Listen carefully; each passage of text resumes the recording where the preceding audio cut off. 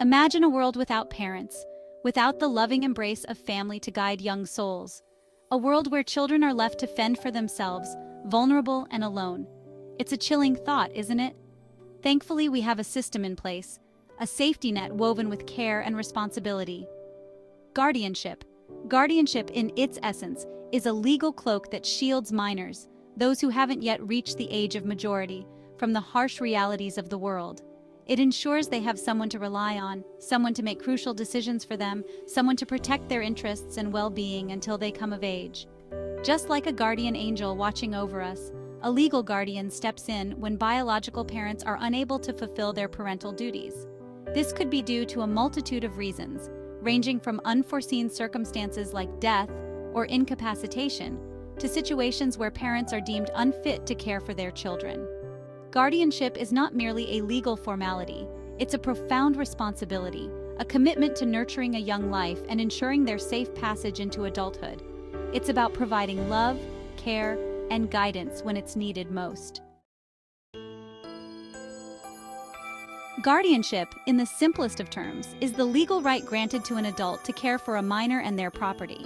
This right comes with a solemn duty to act in the best interests of the child, prioritizing their well-being above all else. The concept of guardianship is deeply rooted in ancient legal systems, recognizing the inherent vulnerability of children and the need for their protection. In India, this protection is enshrined in two important legal texts: the Hindu Minority and Guardianship Act, 1956. This act governs guardianship matters for Hindus, Buddhists, Jains, and Sikhs. It lays down the framework for natural guardianship, testamentary guardianship, and court-appointed guardianship within these communities. The Guardian and Wards Act, 1890. This act has a wider scope, applying to all citizens of India, regardless of their religion.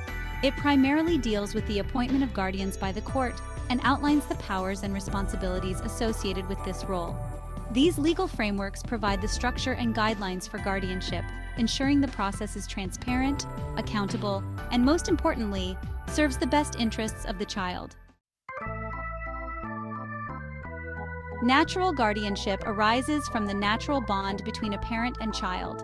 It is an inherent right bestowed upon parents by their biological relationship. Parents are the natural guardians, responsible for their child's upbringing and well-being. For instance, a father is the natural guardian of his legitimate Hindu son until 18. Similarly, a mother assumes the role for her Hindu daughter. This guardianship extends to the child's property, with parents as custodians. The Hindu Minority and Guardianship Act, 1956, clarifies the hierarchy. For a boy, the father is the natural guardian, followed by the mother. For a girl, the mother assumes primary guardianship, followed by the father. This ensures a designated guardian, even if one parent passes away. Natural guardianship is a fundamental right, intertwined with parental love and responsibility. Life, as we know it, is unpredictable.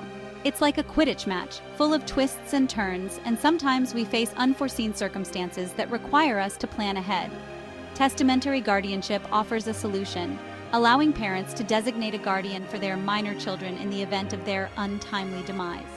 Imagine a wizarding family, the Potters, tragically meeting their end, leaving behind their young son, Harry.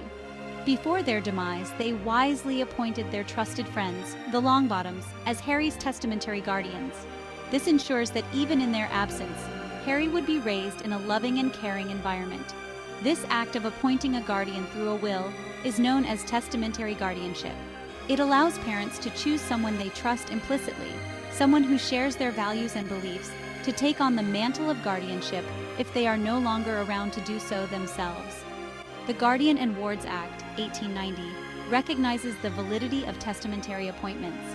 However, it's crucial to remember that the court always prioritizes the child's welfare. If the appointed guardian is deemed unfit or incapable, the court can overrule the testamentary appointment and designate a more suitable guardian.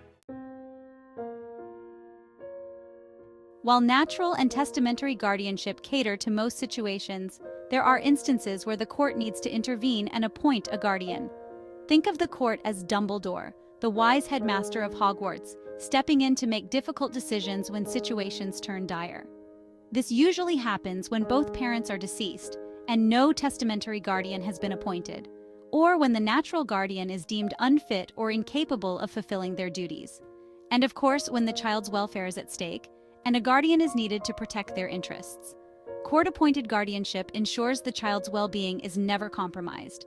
It highlights the state's commitment to protecting its most vulnerable citizens. Imagine a young witch or wizard inheriting a vault full of galleons at Gringotts Wizarding Bank. While exciting, such a scenario also necessitates responsible management to ensure the minor's financial security. This is where a guardian's role extends beyond care and upbringing to encompass the prudent management of the minor's property. A guardian doesn't automatically gain ownership of the minor's property. Instead, they act as a custodian, managing the assets responsibly and transparently until the minor reaches the age of majority.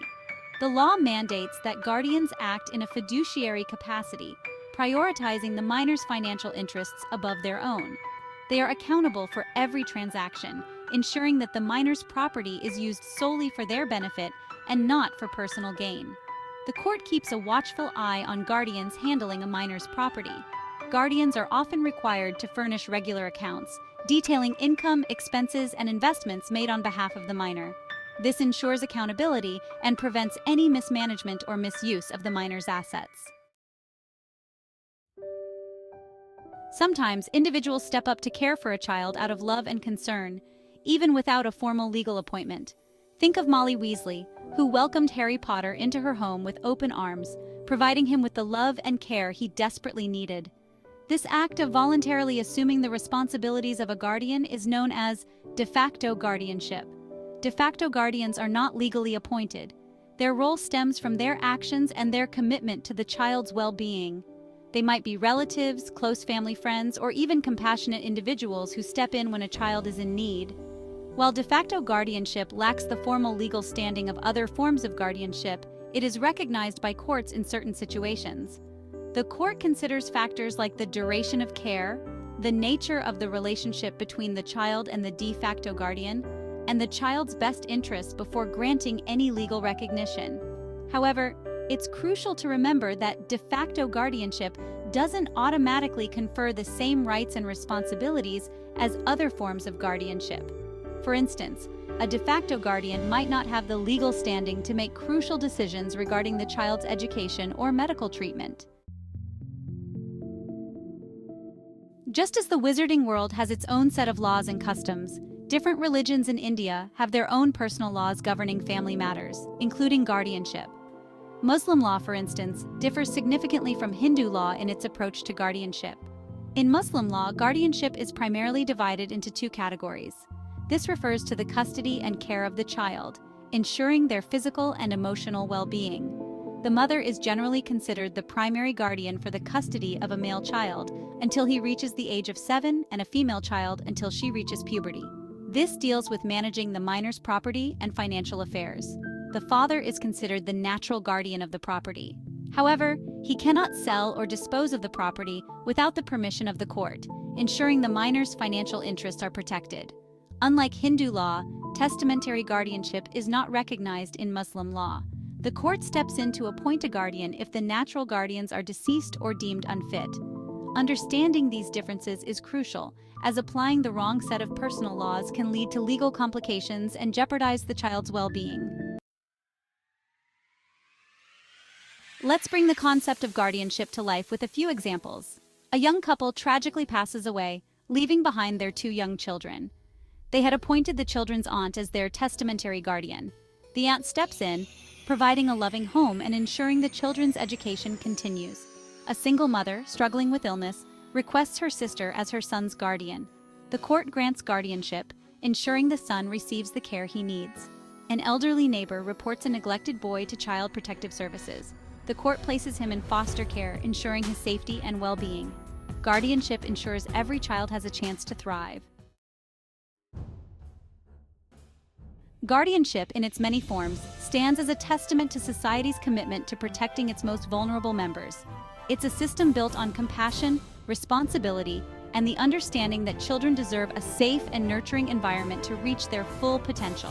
Whether it's the natural love of a parent, the foresight of a testamentary appointment, the intervention of the court, or the compassion of a de facto guardian, the underlying principle remains the same: to safeguard the well-being of a child and ensure their physical, emotional, and financial security. As we move forward, it's crucial to remember the importance of guardianship, to advocate for the rights of children, and to ensure that every child, regardless of their circumstances, has access to the love, care, and protection they deserve. For in protecting our children, we safeguard our future and build a brighter tomorrow for generations to come.